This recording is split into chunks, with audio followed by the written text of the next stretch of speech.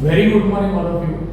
Today we are going to start with our sum number 1. Already I had started with the chapter, important chapter of SY BCom, SY BAF and MCom, that is working capital. In last lecture I have already discussed with all of you how the format is prepared of working capital. Exactly what is statement of working capital. What is working capital is in detail explained in last lecture. फिर भी एक थोड़ा सा revision starting का एक 5 to 10 minutes हम थोड़ा सा डिस्कशन करते हैं इसके ऊपर और आगे बढ़ते हैं. So basically what is working capital? Working capital is one type of cash required by the business to run the day-to-day business activity. So यहाँ पे ये जो cash है, this cash is used for financing the conversion of raw materials into a finished goods, and afterwards these finished goods are sold out. Simply हम इसको ऐसे भी बोल सकते हैं, working capital is a difference between current assets and current liabilities. Current asset means short term receivable and current liability means short term payable. इसका जो difference आता है उसको हम बोलते हैं working capital. My dear student, और एक सिंपल वर्ड्स में इसको ऐसे भी बोला जाता है, working capital means the amount which is blocked in our day to day business activity. Simple इसका एक इक्वेशन था, एवरीबॉडी फॉर्मेट भी हमारा ऐसे ही है. Current assets that is short term receivables, assume that suppose current assets are 5 lakhs and current liability is 3 lakhs. So short term receivables 5 lakh रुपए आना है और 3 लाख रुपए देना है.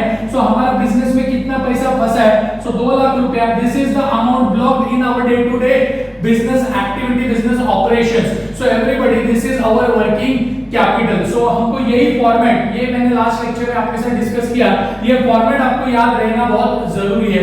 सो एवरीबॉडी, करंट एसेट्स में क्या क्या आता है आपको मालूम है? आपको अगर नहीं पता तो मेरा लास्ट लेक्चर, लास्ट वीडियो जाके आप प्लीज देखो.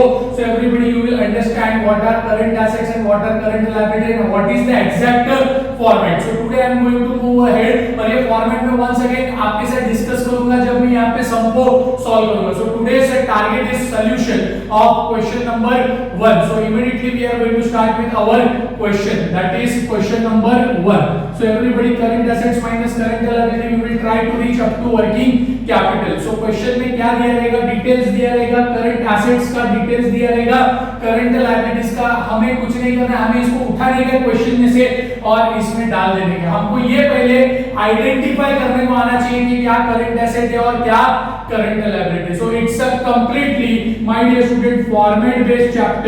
फॉर्मेट बेस्ड चैप्टर, अगर फॉर्मेट आ गया, अगर आपको फॉर्मेट आ गया तो यू आर चैंपियन. फिर भी मैं यहाँ पे एक बार वापस फॉर्मेट आपको यहाँ पे दे रहा हूँ, तो आप इसका स्क्रीनशॉट ले लो या फिर उसको एक मगज कर लो, रिवाइज कर लो, जिससे आपका याददाश्त वापस आ जाएगा. You will get A charging. So everybody, and this chapter is important for 15 marks, that is SY BCom and SY BAC, and MCom का students के लिए this chapter is important for 20 marks. So depending upon the question also, question पे भी बहुत कुछ depend करता है, उसका content कैसा है और क्या है. चलो, so without wasting time, let's begin with our question number 1.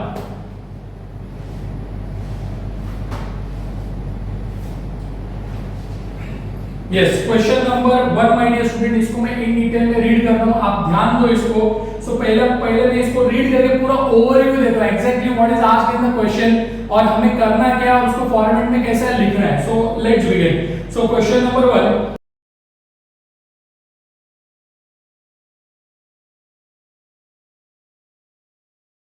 you are required to prepare a statement showing working capital required to finance the level of activity of 12,000 units per year. So my dear student, 12,000 units, everybody, very important information, 12,000 units it is per year. So 12,000 unit क्या कर रही है? यहाँ पे एक factory है, यहाँ पे एक फैक्ट्री है और फैक्ट्री में क्या होने वाला है? एक प्रोडक्शन होने वाला है और उसका प्रोडक्शन, उसका एनुअल प्रोडक्शन पूरे साल भर में, एज्यूम दैट ये मार्कर पेन बनाने वाला कंपनी है. सो उनके फैक्ट्री में लोग कितना मार्कर पेन बनाते हैं? एज्यूम दैट 12,000 यूनिट्स बनाते हैं पूरे साल भर में 12,000 units per year. Very important information. इसको हम एक नाम देके बोलेंगे, इसको बोलने का एनुअल प्रोडक्शन. क्या बोलेंगे इसको? Annual production. प्रोडक्शन। एंड अगर आपको याद है तो मैंने बोला दो वर्किंग नोट हमें करना पड़ेगा। First working note is called as level of activity. In level of activity we are going to calculate either monthly production, weekly production और डेली प्रोडक्शन। सो उसके लिए ये एनुअल प्रोडक्शन बहुत इंपॉर्टेंट है। ऐसा इसका कैलकुलेशन कैसे होएगा, इसका एक फार्मूला बनेगा। So everybody, level of activity is equal to level of activity is equal to annual production. अगर आपको मंथ्स में, पर मंथ में आंसर चाहिए तो डिवाइडेड बाय 12 मंथ्स। अगर आपको माय डियर स्टूडेंट वीक्स में आंसर चाहिए तो divided by 52 weeks.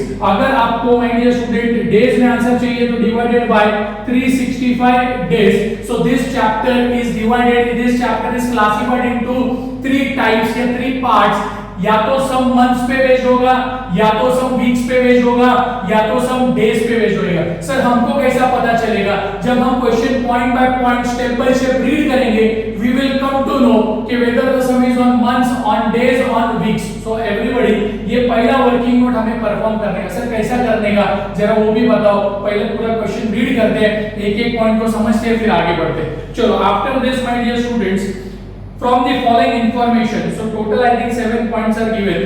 Raw materials are in stock on an average for 2 months. Okay, raw materials are in stock, मतलब ये जो पहला पॉइंट इन्होंने दिया है, they are talking something about stock of raw material, and stock of raw material is always our what right, current asset, and current asset का जो शुरुआत होगा वो stock से होगा। Stock is classified into 3 types, 3 parts. First is closing stock of, that is stock of raw material, उसको closing stock, that is stock of raw material, stock of WIP and stock of finished goods. So 3 type का stock पहले arrange करेंगे हम लोग 1, 2 and 3. So उसका months दिया है, that is very important. Months is given how much? 2 months. कितना दिया है? 2 months. तो दिमाग में आप सेट कर लो, साइड में किधर तो नोट कर लो कि भाई ये करंट एसेट्स में जाएगा और इसका पीरियड कितना है? इसका पीरियड दिया हुआ है, इट इज 2 months. 2 months चलेगा, इतना रॉ मटेरियल हमारे पास पड़ा है। मतलब कहां पे पड़ा है? फैक्ट्री में। For what purpose? Production purpose. आज नहीं तो कल ये रॉ मटेरियल को हम कन्वर्ट करेंगे इनटू फिनिश गुड्स और उसको बेचेंगे। जब बेचेंगे तो पैसा will be receivable. Any kind of receivable is a asset my dear student. लेकिन ये काम विद इन 1 ईयर के अंदर होएगा, इसके लिए ये करंट एसेट्स के हेड में जाएगा। Is it clear? So what are current asset? Within 1 year जो पैसा रिसीवेबल है उसको करंट एसेट्स बोलते हैं। विद इन 1 ईयर जो पैसा पेएबल है उसको करंट लायबिलिटीज बोलते हैं। चलो भाई, everybody, point number 2, materials are in process on an average for half a month. So everybody, process का मतलब ये लोग सेकंड इंफॉर्मेशन दे रहे हैं, that is stock of WIP and they are saying that half month. So half month कैसे लिखेंगे? That is 0.5 months. That is 0.5 month. कभी process word आएगा, कभी प्रोग्रेस नाम आएगा, both are one and the same. चल, उसके बाद सो ये आधा अधूरा गुड्स है, WIP, वर्क इन प्रोग्रेस या वर्क इन प्रोसेस। अभी तक ये पूरा 100% प्रोसेस हुआ नहीं है, इसको 70% ही कंप्लीट किया रहेगा या 80% ही कंप्लीट किया रहेगा। आधा अधूरा गुड्स है, लेकिन आज नहीं तो कल इसको हम कंप्लीट करेंगे। और बेचेंगे तो amount will be receivable. So always remember, ये जो WIP है इसमें 3 एलिमेंट रहता है। एक रॉ मटेरियल रहता है, नेक्स्ट लेबर रहता है। रॉ मटेरियल कितना? तो it is always degree of completion is considered as per the format 100%। कोई भी चीज हमें बनाने का है तो उसका जो बेसिक इंग्रेडिएंट है, बेसिक रॉ मटेरियल है, वो हमें 100% इनपुट करना पड़ेगा। So degree of completion will be considered always 100% for raw material under the head stock of WIP. Labor is considered 50% and overhead is also considered 50%. So these are the standard percentage to be considered as per the format. कुछ अलग करने का नहीं। हाँ, कभी-कभी आपके question में वो लोग ऐसा मेंशन करेंगे, raw material 100%, it is always 100%, and labor and overhead, labor के लिए बोलेंगे 60% काम हुआ है, तो we have to consider 60%. overhead उसके ऊपर लग चुका है 30%. So we have to consider 30%. अगर कुछ भी मेंशन नहीं है, पूरा क्वेश्चन पढ़ने के बाद कुछ भी मेंशन नहीं है, तो आप लोगों को क्या करने का है? This is the standard degree of completion. So ये परसेंटेज याद रखो, raw material 100 and labor overhead will be 50% each. Is it clear? Very good. चलो आगे बढ़ो. Everybody, point number 3.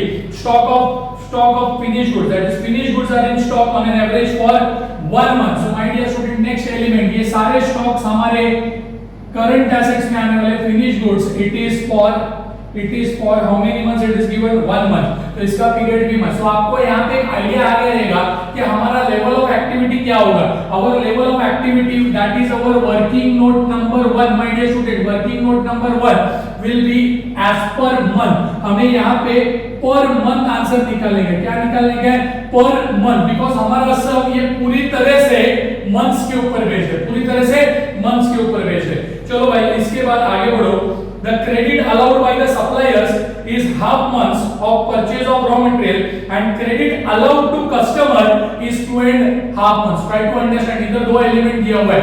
एक पहला उन्होंने बात की है allowed to customer। ये allowed to customer मतलब क्या, हम जब माल बेचते हैं कस्टमर को, जब हम ये फैक्ट्री का जो भी ओनर है, जो कोई भी कंपनी है, यहाँ पे उसका एक स्पेसिफिक ऐसा नाम, नेम इज नॉट गिवन, लेकिन XYZ कंपनी, सो इन्होंने जो माल बेचा है उधारी पे, अभी तक पैसा मिला नहीं है, तो जिनसे पैसा मिलने वाला है वो लोग कौन है, डेटर्स। डेटर्स मतलब customer. When there is a credit sale और सामने से जिनसे पैसा आने वाला है उनको बोलते हैं डेटर्स। जिन डेटर्स पे कंपनी को, बिजनेस को विश्वास नहीं है, उनको ये कन्वर्ट कर देते हैं into bill receivable. So bill receivable are also created out of debtors. So फिलहाल यहाँ पे बिल रिसीवेबल दिया नहीं है, फॉर्मेट में है लेकिन यहाँ पे नहीं है। So debtors are to be recorded here, debtors are to be recorded here and debtors, याद रखो debtors are always valued on selling price. Format में भी लिखा है, यहाँ पे भी debtors are always valued at selling price. ये दिमाग में आप सेट करके रखो। उसके बाद माय डियर स्टूडेंट इसका पीरियड देके रखा है उन्होंने, देखो आगे लिखा है and credit allowed to customer is 2.5 months, so 2.5 months we are going to consider the period। ये सिर्फ मैं एक समरी लिख रहा हूँ कि क्वेश्चन में क्या दिया है, फिर इसको हमारे फॉर्मेट में हम इसको प्रॉपर्ली अरेंज करेंगे। नेक्स्ट यहाँ पे और एक चीज है, क्रेडिट अलाउड बाय सप्लायर। जब हम प्रोडक्शन के लिए कुछ रॉ मटेरियल खरीदते हैं तो ये भी उधारी पे खरीदते हैं, बेचते भी उधारी पे, खरीदते भी उधारी पे। सो एवरीबॉडी, ये रॉ मटेरियल जिसने सप्लाई किया है उसको बोलेगा सप्लायर, और उससे हमने रॉ मटेरियल खरीदा लेकिन पैसा तुरंत दिया नहीं है, अमाउंट हम उसको 1.5 महीने के बाद देंगे, आफ्टर 1.5 मंथ। तो पैसा देने का, किसको देने का है, सप्लायर को। सप्लायर को हम सप्लायर सप्लाइज व्हाट रे, रॉ मटेरियल। सो हम उसको रॉ मटेरियल वाला बोलेंगे, तो रॉ मटेरियल वाले को पैसा देने का। Are you getting my point? इसको अकाउंटिंग लैंग्वेज में बोले जाते हैं क्रेडिटर। जिन लोगों से पैसा आने का है दैट इज कस्टमर, जिन लोग, कस्टमर कोई पर्सन रहेंगे ना, सो उनसे पैसा आने वाला है इट इज रिसीवेबल। सो जिन पर्सन से पैसा आने वाला है दैट इज डेटर्स, और जिन पर्सन को हमें पैसा देने का है they are creditors. Is it clear? Yes और no? Yes. So my dear student creditors, लेकिन क्रेडिटर्स यहां पे नहीं आएगा, it is a part of current liabilities. तो क्रेडिटर्स मतलब ही suppliers and they are always valued at raw material and उसका पीरियड अपने को दिया हुआ है, उसका पीरियड अपने को दिया है 1.5 month। 1.5 month। Is it clear? Yes और नो? यस। चल इसके बाद आगे बढ़, point number 5, lag in payment of wages and overhead is 1 month। ये लैग वर्ड है ना, इसको अंडरलाइन करके रखें। लैग मतलब इसके अलग अलग नाम आएंगे। लैग, कभी वर्ड आएगा लैग, कभी वर्ड आएगा टाइम लैग, फिर कभी वर्ड आएगा आउटस्टैंडिंग, कभी वर्ड आएगा accrued. So all are one and the same, all are one and the same. ये सबका मतलब यहाँ पे होता है पेबल्स, ये सबका मतलब इधर होता है पेबल। टाइम लैग, उसके बाद आता है आउटस्टैंडिंग, उसके बाद आता है accrued. So all are one and the same. इसका मतलब होता है पेबल, और एक नाम इसमें ऐड कर देता हूं that is called as due, that is called as due. और ये दोनों, ये जो नाम है ये दो एक्सपेंसेस से जुड़ा हुआ है। कौन सा दो एक्सपेंसेस है? वेजेस आर और एक्सपेंसेस। वेजेस हमारा एक्सपेंसेस है, हम फैक्ट्री में जो वर्कर काम करते हैं उनको पैसा देते हैं। ओवरहेड आर आवर एक्सपेंसेस, तो ये खर्चा है, ये दोनों केस में पैसा जाता है, लेकिन इधर पैसा गया नहीं है। माय डियर, पैसा गया नहीं है, लैग है। लैग मतलब इट इज व्हाट रे, it is outstanding, it is due but not paid. देऊ पण अजून नाही दिले तो नहीं देते जा, ऐसा नहीं बोल सकते वर्कर को। ऐसा नहीं हम लोग एक्सपेंसेस के केस में बोल सकते हैं, हम इसको बोलेंगे इट इज आउटस्टैंडिंग एक्सपेंसेस। वक्त हो गया, अभी तक दिया नहीं, लेकिन फ्यूचर में ये देने का मतलब पेबल। लेकिन सर कब देने का है, कब ये पे करने का है? सो यहाँ पे लिखा है it is period is given रे 1 month। सो ये दोनों भी चीज अपना आउटस्टैंडिंग एक्सपेंसेस है। क्या है? Outstanding expenses. और ये दो कैटेगरी में है, वेजेस एंड क्या रे, ओवरहेड। वेजेस एंड क्या रे, ओवरहेड्स। और उसका पीरियड दिया है, उसका पीरियड दिया है 1 month, it is given 1 month। तो जब हम ये फॉर्मेट में लिखेंगे, इसको तोड़ेंगे, आउटस्टैंडिंग एक्सपेंसेस, पहला आउटस्टैंडिंग वेजेस और दूसरा लिखेंगे outstanding overheads. Is it clear? Yes और no? Yes. Confirm, mind student आपके कंफर्म मार्क्स है, हाथ का 15 मार्क्स ये कंफर्म है, तो ये जाने मत दो। Everybody try to score this 15 marks which are very crucial for scoring purpose. चलो, सो एवरीबॉडी इसके बाद आगे बढ़ो। Point number 6, cash and bank balance is expected to be ₹10,000। कोई टेंशन ही नहीं, cash and bank balance directly it is readily given to us. तो cash and bank is readily given to us. जो भी अमाउंट अपने को दिया 10,000 अपन format में लिख देंगे। चलो, उसके बाद आगे बढ़ो। After this point number 7, activities are spread evenly throughout the year. तो एक कॉस्ट पर यूनिट इंफॉर्मेशन है, अंडरलाइन करो कॉस्ट पर यूनिट, एंड ये कॉस्ट पर यूनिट दूसरा तीसरा कुछ नहीं है, this is working note number 2 का information, that is cost structure. They are talking something about cost structure. So cost structure क्या दिया, देखो रॉ मटेरियल दिया 10 रुपया, वेजेस दिए 5 रुपया, एंड टोटल कॉस्ट दिए 30 rupees. A total cost 30 rupees is given. So अगर आपने पहला लेक्चर ध्यान से सुना रहेगा, उधर मैंने ये दोनों वर्किंग नोट के बारे में बोला था, कॉस्ट स्ट्रक्चर के बारे में बोला था। टोटल कॉस्ट मिलता कैसे है, how we reach up to total cost. So everybody three elements of cost are there, raw material, उसमें ऐड करते हैं लेबर या फिर वेजेस, उसके बाद अपन इसमें ऐड करते हैं ओवरहेड्स। ये तीनों को ऐड करने के बाद we reach up to total cost. तो वो टोटल कॉस्ट अपने को दिया है, सर ये टोटल कॉस्ट का यूज कहां पे है, इसको कहां पे यूज करने का।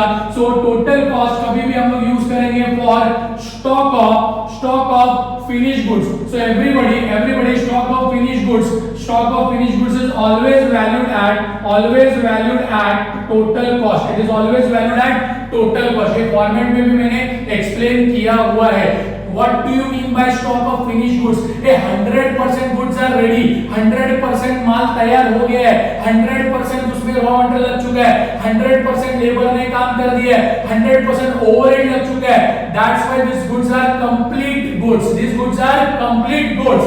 So इसको वैल्यू करने का टोटल कॉस्ट, इसमें सब कुछ लग चुका है, raw material, labour and overhead, तीनों में 100%. So that's why stock of finished goods is always valued at total cost, unless and until question में कुछ स्पेसिफिक इंफॉर्मेशन दिया रहेगा। सो मोस्ट प्रोबेबली ये जो मैंने लिख के दिया ना, वैसे ही क्वेश्चन में आपको दिखाई देगा। चलो आगे, उसके बाद आफ्टर दिस, सो ये कॉस्ट स्ट्रक्चर सर आप बनाओ जरा, ये कॉस्ट स्ट्रक्चर में वर्किंग नोट में बनाऊंगा, टेंशन लो मत। ओके, चलो उसके बाद बहुत ही क्रूशियल लाइन है, देखो कॉस्ट स्ट्रक्चर बनता कैसे, रॉ मटेरियल, लेबर, ओवरहेड तीनों को ऐड करने के बाद total cost. So total cost मतलब हम फैक्ट्री में एक मार्कर पेन कितने रुपए में बनाते हैं, तो भाई 30 रुपए में बनाते हैं। 30 rupees is the total cost given, 30 rupees. इसमें थोड़ा बहुत हम लोग क्या ऐड करेंगे, अपना खून पसीने का कमाई, that is profit, and finally we will reach up to selling price, because selling price ढूंढना बहुत जरूरी है भाई। सिर्फ पेन बनाना इंपॉर्टेंट नहीं है, ये पेन, ये हमारा जो यूनिट है, ये प्रोडक्ट है, ये हम बना रहे हैं 30 रुपए में, इसको बेचना भी तो है, और बेचने के लिए बनाया 30 में, तो बेचेंगे भी 30 में क्या नहीं, डेफिनेटली इसमें मैं कुछ ना कुछ तो प्रॉफिट ऐड करूंगा। सपोज इसमें 4 रुपए का प्रॉफिट ऐड किया, so I will reach up to 34 rupees, and that 34 rupees is my selling price. Sir लेकिन ये 4 रुपए आपने किधर से ढूंढा, ये मैंने टेंटेटिव लिया है प्रॉफिट ढूंढने के लिए। My dear student, one line is given, that is the last line, crucial line, profit is 20% on selling price, आपका सेलिंग प्राइस पे 20%। तो अभी फिलहाल इसका टेंशन लो मत, ये जब मैं वर्किंग नोट लिखूंगा, सबसे पहला स्टेटमेंट लिखने से पहले मैं 2 वर्किंग नोट लिखने वाला हूं। Is it clear? वो 2 वर्किंग नोट जब तक सही से नहीं होते हैं तब तक अपन स्टेटमेंट स्टार्ट नहीं करेंगे। ओके, चलो, so everybody let's begin with our working note first. सबसे पहला वर्किंग नोट लिखते हैं, write down working note number 1, working note number 2 with me. चलो, सो सबसे पहला हम वर्किंग नोट परफॉर्म करते हैं। So let's begin with our solution. लेकिन हम कोशिश करेंगे कि पेपर चेकर को वर्किंग नोट पहला दिखना नहीं चाहिए, पेपर चेकर को पहला स्टेटमेंट दिखना चाहिए, बिकॉज मेन क्वेश्चन जो स्टार्टिंग में मेन क्वेश्चन है, that is you are required to prepare statement of working capital. So my dear student, हम लोग स्टेटमेंट ऑफ वर्किंग कैपिटल के लिए एक पेज छोड़ देते हैं, leave 1 page blank, and second page पे come on second page and new heading working note. So we are going to perform our working note first. 2 working note पहले करना ही है at any cost. So everybody let's begin. First one, level of activity, level of activity, level of activity, level of activity, level of activity. So everybody इसका formula, मेरे question का answer दो everybody. अपना जो सम है वो मंथली बेस्ड है, weekly based है, क्या डेली बेस्ड है, डेज के ऊपर है, वीक के ऊपर है या मंथ्स के ऊपर है. तो हमने पूरा क्वेश्चन पढ़ा 1 month, 1.5 month, 2.5 month, half month, ऐसा इंफॉर्मेशन है. So it is on monthly basis. So therefore my dear student, हम लोग यहाँ पे लिखेंगे मंथली प्रोडक्शन. क्या लिखने का हेडिंग? Monthly production. क्या लिखने का? Monthly production. We are going to calculate monthly production. तो इसका एक फॉर्मूला मैंने आपको इंट्रोडक्शन लेक्चर में पढ़ाया है. फॉर्मूला इज एनुअल, पूरे साल का प्रोडक्शन. आप इसको एनुअल प्रोडक्शन बोलो या टोटल प्रोडक्शन बोलो ड्यूरिंग द ईयर, आप कुछ भी वर्ड लिख सकते हो. Better write down annual production, पूरे साल का production my dear student. Annual production divided by 12 months, divided by 12 months. This working note, these two working notes are very important. ये किए बगैर, ये प्रिपेयर किए बगैर आगे बढ़ने का नहीं. चलो, so everybody, क्वेश्चन में एनुअल प्रोडक्शन मालूम है क्या? Yes, it is given to us. हमको पता है 12,000 यूनिट्स. कितना यूनिट्स है? 12,000 units. divided by everybody, divided by 12 months. So everybody, आप इसको डिवाइड करो 12,000 यूनिट्स डिवाइडेड बाय 12 मंथ्स, तो आपको आंसर मिलेगा. You will get answer 1000 units. You will get answer 1000 units. और आगे लिखने का है पर मंथ. क्या लिखने का है? Per month. इसको डबल अंडरलाइन करो, इसको डबल अंडरलाइन करो. 1000, it is 1000 units per month. It is 1000 units per month. So 12,000 पूरे साल का है per year, और हमें एक महीने का कैलकुलेट करने का, तो डिवाइड करके हमने निकाल लिया. चलो भाई, नेक्स्ट इसके बाद second one, that is called as cost structure. That is called as cost structure. So cost structure कैसे बनता है वो जरा याद करो. ये कॉस्ट स्ट्रक्चर के ऊपर नेक्स्ट ईयर टीवाईबीकॉम में कॉस्ट अकाउंटिंग में एक पूरा चैप्टर ही है कॉस्ट शीट के नाम से. सो एवरीबॉडी, फिलहाल आपको यहाँ पे याद रखने का मैं कैसे बना रहा हूँ. देखो, particulars for writing the heads, और उसके बाद per unit. Information is always in per units.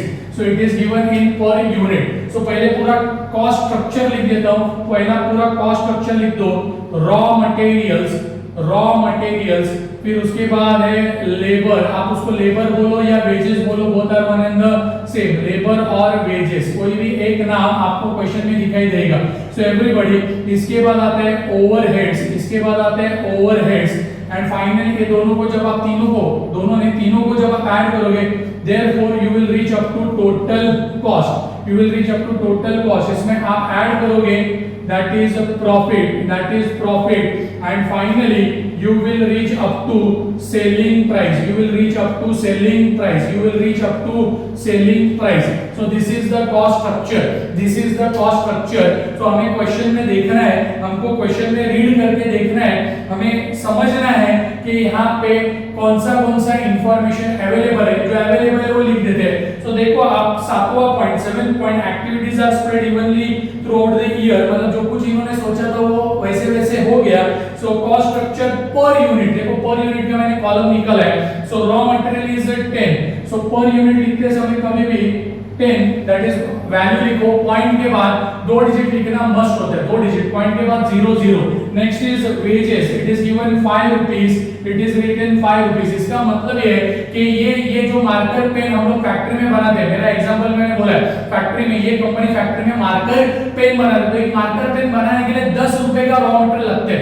10 रुपए का रॉ मटेरियल लगता है. वर्कर लोग कितना रुपया दैट इज चार्ज लेते हैं, दैट इज 5 रुपीस. कितना लेते हैं? 5 रुपीस एक प्रोडक्ट के लिए. नेक्स्ट ओवरहेड, लेकिन ओवरहेड इज मिसिंग. ओवरहेड अपने को दिया नहीं. जरा देखो, उधर मटेरियल दिया, वेजेस दिया, उसके बाद डायरेक्ट अगला स्टेशन दिया, दैट इज व्हाट है? Total cost. तो टेंशन लेने का नहीं, इधर रुकने का नहीं. तो यहाँ पे ये मिसिंग चीज है. आपको टोटल कॉस्ट दिया है, लिख देने का टोटल कॉस्ट.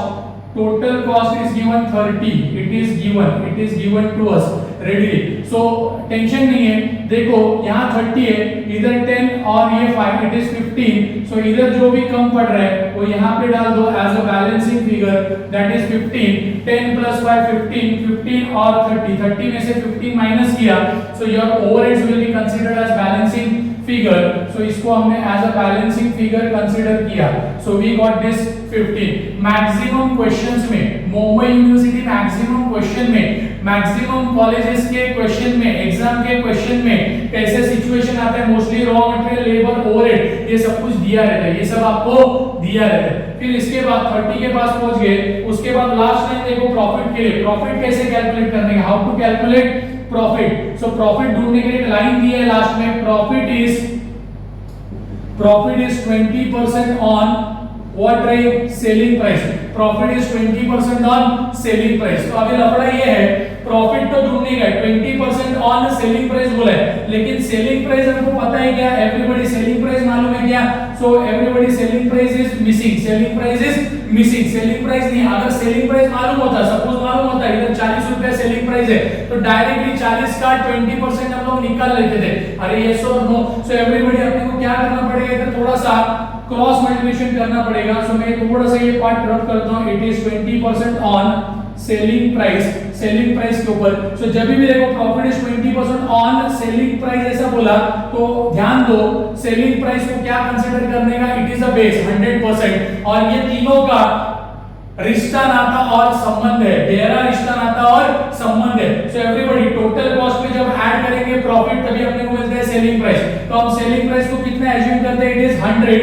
प्रॉफिट कितना बोला है, प्रॉफिट इज हाउ मच 20%, तो प्रॉफिट के सामने लिखता हूं मैं 20, लिखो मत, पहले देखो मैं क्या कर रहा हूं, अगर ये 100 है, ये 20 है, बीच में प्लस का साइन है, so your cost is going to be what रे 80, your cost is going to be 80, तब जाके इक्वेशन तैयार होएगा, रेडी होएगा, 80 plus 20 is equal to 100। Is it clear? अब अपने को सिंपल क्रॉस मल्टीप्लिकेशन करने का है, सो कैसे क्रॉस मल्टीप्लाई करेंगे, 30 into 20, 30 into 20 divided by 80, 30 into everybody, 30 into 20 divided by 80, you will reach up to your profit, you will reach up to your profit। so simultaneously मैं भी इधर कैलकुलेशन कर रहा हूं आपके साथ, so 30 into, आप भी परफॉर्म करके देखो, your self satisfaction is very important, 30 into 20 divided by 80, so answer आएगा इधर 7.50, 7.50, 7.5 रुपए का इन्होंने प्रॉफिट चार्ज किया है।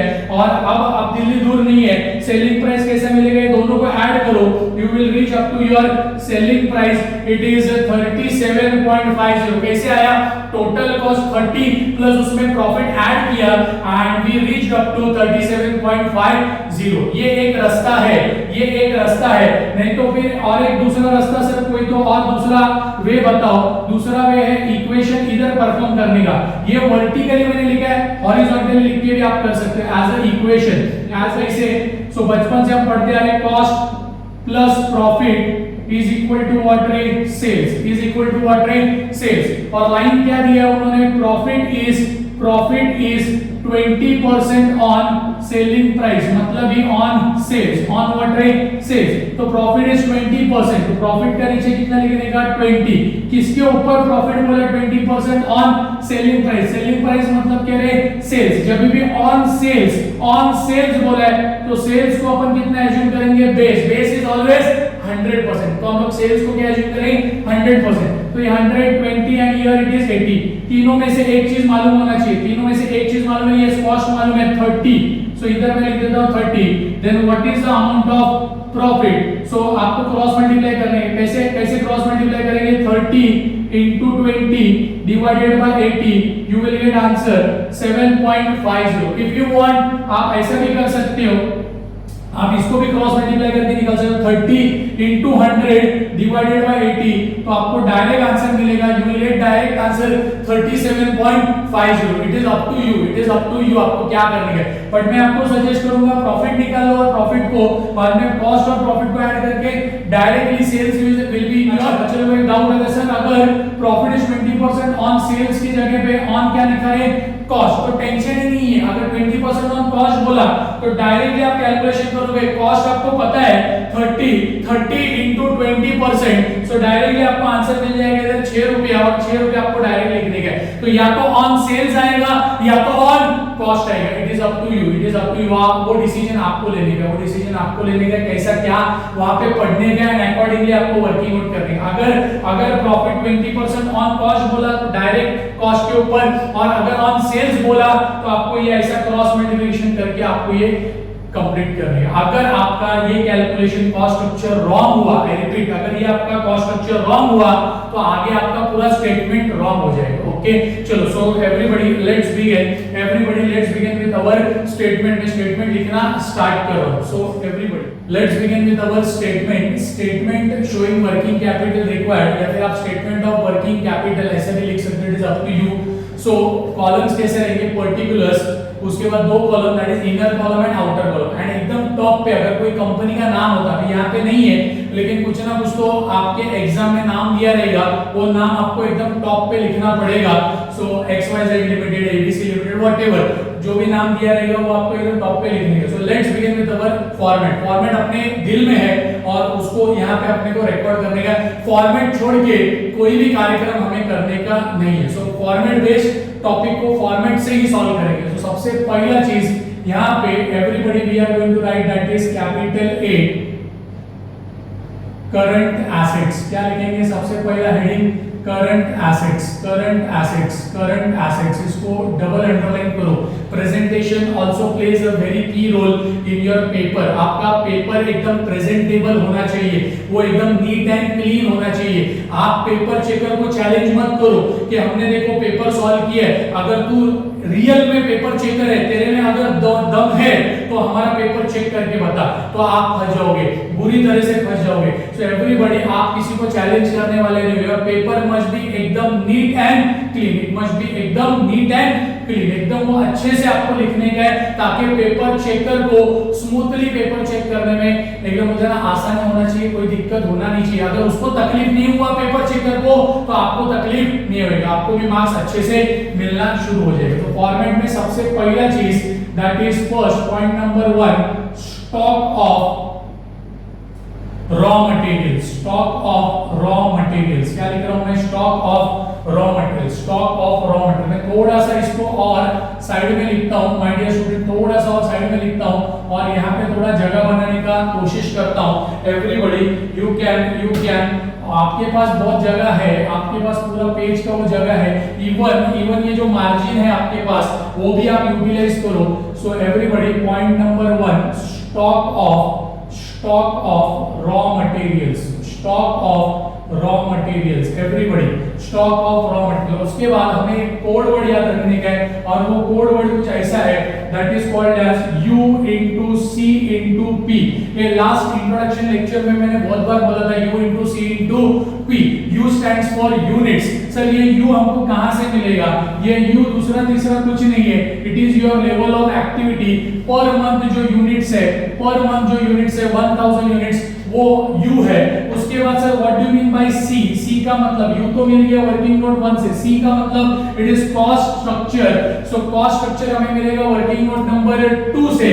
एंड उसके बाद पीरियड अपने को दिया रहेगा किधर रहे, सम में। पीरियड किधर दिया रहेगा, सम में, बराबर ना। सम पढ़ा तो दिया था ना 1 मंथ, 1.5 मंथ, 2.5 मंथ, 2 मंथ्स, तो that is the period. So specifically जैसे जैसे पॉइंट्स आएंगे उसके कनेक्शन में जितना भी पीरियड दिया है वो हमको कंसीडर करने का है। चलो, so everybody stock of raw material, पहला फॉर्मेट के हिसाब से ये नाम तो लिख दिया, इसके बारे में क्या लाइन है वो जरा देखो। आई थिंक पॉइंट नंबर 1 ही है, raw material are in stock on an average for 2 months. So everybody code word याद रखो, U into C into P।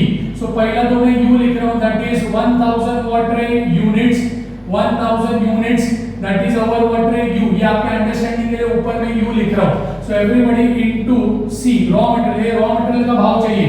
So raw material का भाव मालूम है क्या? Yes, it is how much रहे, 10 rupees। तो यहाँ पे मैं लिखता हूँ 10, it is our what रहे C into P, P मतलब that is period is how much रहे 2 months। तो एवरीबॉडी ये हमारा इक्वेशन दैट इज कोड बन गया, that is U into C into P। So everybody we are going to multiply to 1000 करो, calculator पे perform करके देखो and get self satisfied. So 1000 into 10 into 2 कितना आता है जरा मेरे को बोलो। 1000 into 10 into 2 you will get answer 20,000, you will get answer 20,000। so 20,000, वो 20,000 डायरेक्टली आउटर कॉलम में लिख दो, write down in outer column, directly outer column. चलो नेक्स्ट, उसके बाद point number second, stock of work in progress, WIP, stock of work in progress. कभी question में process word बोलेंगे, कभी प्रोग्रेस वर्ड बोलेंगे। सो इसके बारे में कुछ बोला है क्या? Yes. Point number 2, material are in process on an average for half month. Half month कैसे लिखने का है? 1 का आधा, तो इट इज 0.5। कितना लेने का? 0.5। बट इसमें 3 एलिमेंट आने वाले हैं, इसमें 3 एलिमेंट आते हैं। सर वो 3 एलिमेंट कौन से रहते हैं? सो रॉ मटेरियल्स, पहला लिखा जाता है raw materials, first raw material, and raw material are always valued at 100%। फिर लिखा जाता है लेबर, लेबर मतलब ही वेजेस। सो एवरीबॉडी, आप कोई भी एक नाम लिख सकते हो। And next after this there will be overheads, there will be what रे? ओवरहेड्स। तो इक्वेशन अपना जो कोड है वो सेम है, U into C into P। पहला मैं रॉ मटेरियल लिखता हूं। सो रॉ मटेरियल हम लोग को U चाहिए, U मतलब it is 1000 units, it is our U into raw material का C मतलब cost, it is 10 into P period यहाँ पे हाफ मंथ है 0.5 मंथ, एंड इसको वैल्यू करने के on 100%, it is valued at what रे? 100%। तो एवरीबॉडी, सर ये 100% क्यों लिखा? फॉर्मेट में है। कोई भी चीज अगर प्रोसेस में है, कोई भी गुड्स अगर प्रोसेस में, वो आधा अधूरा गुड्स है, लेकिन उसमें रॉ मटेरियल का इनपुट ये पूरा ही होता है, हमेशा 100% होता है। सो माय डियर स्टूडेंट, ये मल्टीप्लाई करो 1000 into 10 into 0.5 into 100% का button. I repeat, 1000 units, that is 1000 into 10 into 5 into 0.5 into 100% का बटन। सो कितना आंसर आता है जरा आप लोग मेरे को बताओ। सो कितना आ रहा है आंसर? It is 5000। कितना आ रहा है? Yes, it is 5000, it is 5000, it is 5000। चलो इसके बाद लेबर। सो लेबर के लिए भी सेम कार्यक्रम, 1000 units, you will remain constant, 1000 units into now C। अभी ये C हम लोग बात किसका कर रहे हैं? लेबर और वेजेस। तो लेबर वेजेस है क्या? यस। सो लेबर वेजेस, इसका भाव कितना है? Cost per unit how much it is? 5, तो इधर 5 इनटू, सो ये कांस्टेंट रहेगा, period will remain constant. Sir कैसा कांस्टेंट रहेगा? बिकॉज़ पॉइंट नंबर 2 में उन्होंने क्लियर कट बोला है materials are in process on an average for half a month। so everybody into 50%। so degree of completion is to be considered 50%। चलो perform करो calculator पे, 1000 into 5 into 0.5 into 50% का button, and tell me what is the answer। I think it is 1250, it is 1250, it is 1250। फिर overheads, my dear student, overheads, so 1000 units into, ये हो गया U लिख दिया। अभी कॉस्ट है, कॉस्ट हमको कॉस्ट स्ट्रक्चर से मिलेगा। सो ओवरहेड इट इज 15, मालूम नहीं था, हमने ढूंढ के निकाला 15 balancing figure. 15 into 0.5 months into 50%, degree of completion is 50% in absence of any specific information in our question। so everybody इसको मल्टीप्लाई करो, 1000 into 15 into 0.5 into 50% का button, and tell me everybody what is the answer exactly? 3750। so ये सबका total low, 5000 plus 1250 plus 3750, and tell me what is the answer? it is a 10,000, it is a 10,000।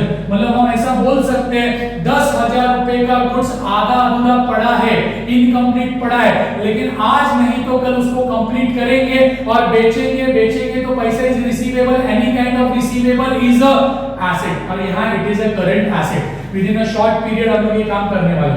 चलो इसके बाद point number 3, format में point number 3 आता है stock of finish goods. पहले देखते हैं स्टॉक ऑफ फिनिश गुड्स के बारे में कुछ बातचीत किया है क्या?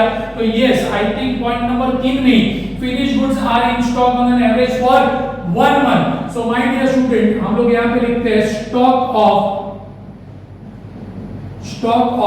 Finish goods. तो यहाँ पे भी हम लोग को U into C into P करना पड़ेगा। सो 1000 यूनिट्स 1000 यूनिट्स, ये हमारा यू है, अभी मैं बार बार नहीं लिखूंगा, आपको मालूम है इट इज हर बार ऐसे लिखने की जरूरत नहीं, ये स्टार्टिंग का समय इसके लिए लिखा, एग्जाम में वगैरह ऐसा ऊपर u into c into p ऐसा लिखने का, ये ऊपर वाला चीज अल्फाबेट लिखने का गरज नहीं, इनटू अभी इसको हम किस पे वैल्यू करते हैं, सो फॉर्मेट में भी था, आज भी मैंने बोला था और आगे भी मैं बोलता रहूंगा, so always remember stock of finished goods is always valued at total cost and total cost is what रे 30 रुपीस, सो 30 पर यूनिट है, इधर 30 लिख दो, इनटू इसका पीरियड है, I think it is 1 month, it is what रे 1 month, so my dear student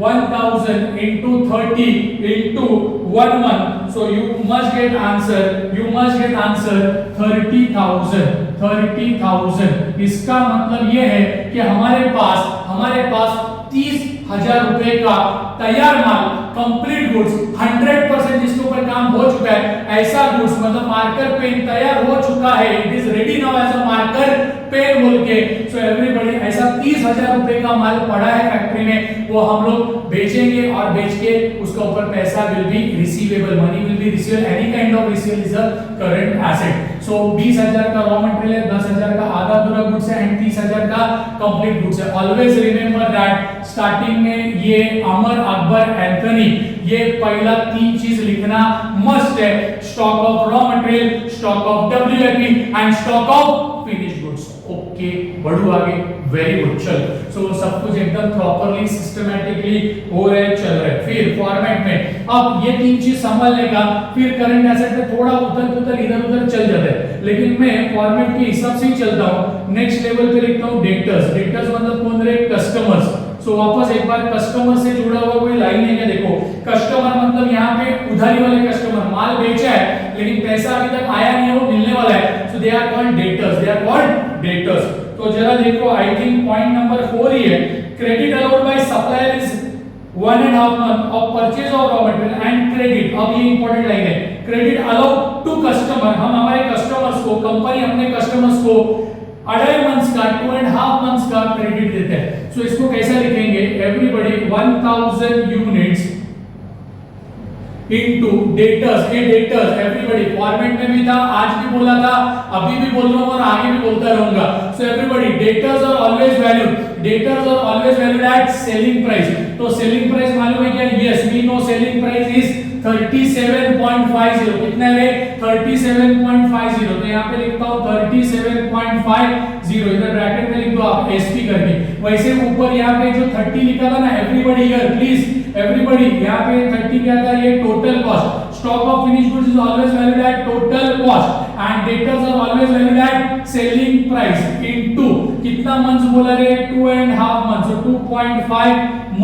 2.5 months, कभी-कभी question में वो लोग ऐसा भी इंफॉर्मेशन देंगे कि हमने जो माल बेचा है, सुनो रे, हमने जो उधारी पे माल बेचा है क्रेडिट पे, बिकॉज़ क्रेडिट सेल जो रहता है, जहां क्रेडिट सेल्स है वहां पे कौन पैदा होते हैं, डेटर्स, तो credit sales are 80%, credit sales are 50%, ऐसा अगर क्वेश्चन में किधर आगे दिखाई दिया, यहां नहीं है, आगे का क्वेश्चंस में आएगा, तो आपको इसके आगे इनटू 50% इनटू 70% ऐसा करना पड़ेगा, बिकॉज़ क्रेडिट सेल्स का गहरा रिश्ता नाता संबंध ये डेटर्स से होता है, इज इट क्लियर, यस और नो, यस, सो फिलहाल यहां पे ऐसा कुछ नहीं है, इसको मल्टीप्लाई करो 1000 इनटू 37.50 इनटू 2.5 इनटू 2.5 मंथ्स, तो कितना आएगा जरा आप लोग मेरे को बोलो, it is I think something 93,750, is it clear, yes और नो, यस, चलो डेटर्स होने के बाद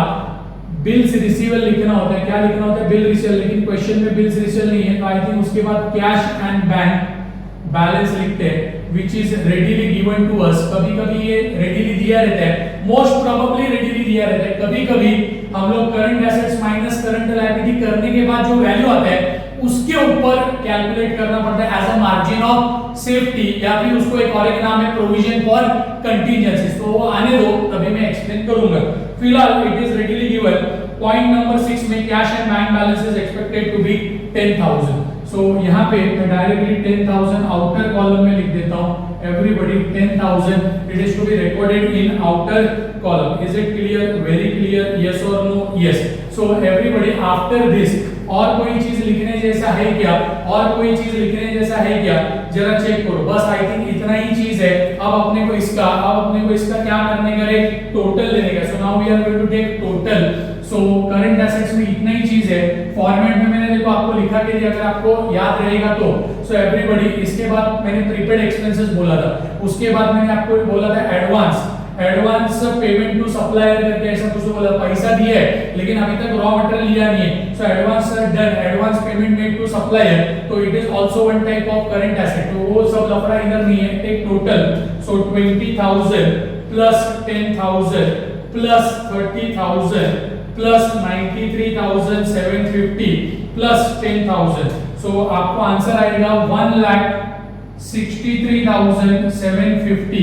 1,63,750. मैं तो टोटल कर रहा हूं, आप भी टोटल करके देखो और सेल्फ सेटिस्फाइड हो जाओ. आपका सेटिस्फैक्शन वैल्यूज कैसे आएगा आपको समझ में आना बहुत जरूरी है माय डियर स्टूडेंट. सो इसको मैं नाम देता हूं कैपिटल व्हाट रे ए. इसको नाम देता हूं capital A. This is our current asset. इतना पैसा रिसीवेबल है 1,63,750. Is it clear? चलो सो आगे बढ़ते हैं. इसके बाद एक लाइन छोड़ो and give heading that is less. We are going to less that is B वाला part, capital B, current liabilities.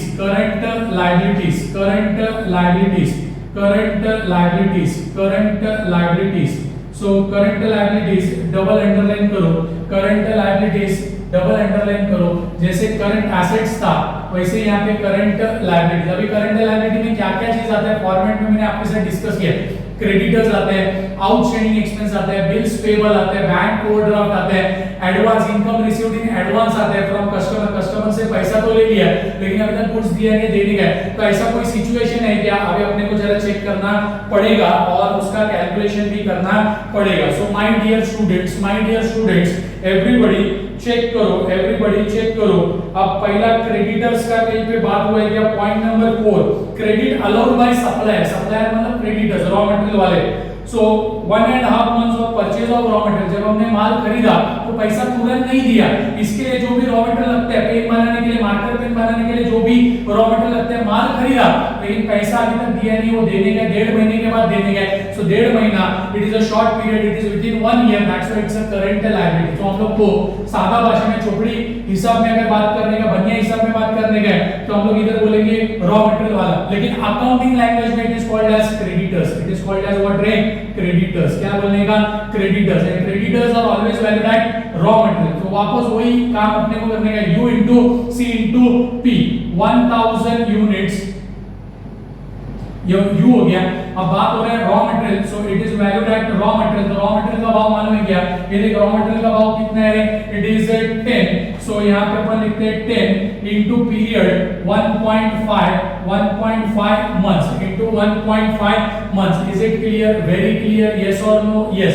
Now my dear student, अगर आपके क्वेश्चन में ऐसा कोई लाइन आता था, क्रेडिट, सुनो ध्यान से, credit purchases were 60%. Credit purchase, because credit purchase का गहरा रिश्ता नाता संबंध मतलब उधारी परचेज. आज माल खरीदा है, फ्यूचर में वापस देने का. क्रेडिट परचेजेस आज 60% ऐसा बोला मतलब आज माल खरीदा है, फ्यूचर में पैसा देने का. किसको देने का? क्रेडिटर को. सो ऐसा अगर लाइन रहता था तो हम लोग इधर आगे इनटू क्या करते थे? 60%. क्या करते थे? इनटू 60%. लेकिन फिलहाल यहाँ पे ऐसा कोई इंफॉर्मेशन नहीं है. So whatever raw material was purchased, ये पूरा 100% उधारी पे परचेज किया.